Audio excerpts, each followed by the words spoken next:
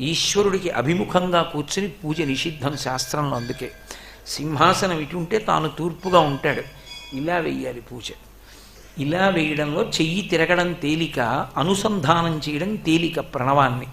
అప్పుడు నామానికి ముందు ప్రణవాన్ని అంగీకరిస్తారు. అంటే కేవల ప్రణవాన్ని పట్టుకుని జపం చేయడం కానీ, ప్రణవాన్ని దీర్ఘంగా పలకడం కానీ ఎవరు చెయ్యవచ్చు అంటే కేవలము తురీయాశ్రమంలో ఉన్న వాళ్ళకు అనుమతి ఉంటుంది. వాళ్ళకి ప్రణవోపదేశం చేస్తారు సన్యాసాశ్రమ స్వీకార సమయమునందు. అంటే వాళ్ళు ప్రణవాన్ని చేస్తారు. ప్రణవము వైరాగ్య కారణము. అందుకే ఏ ఆశ్రమంలో ఉన్నవాడు ఆ ఆశ్రమంలో ఉండాలి తప్ప తద్విరుద్ధమైనటువంటి విశేషాన్ని వాళ్ళకి తీసుకొచ్చి కలపకూడదు. అందుకే ప్రణవానికి బదులుగా శాక్తేయ ప్రణవమై శ్రీకారం వస్తుంది.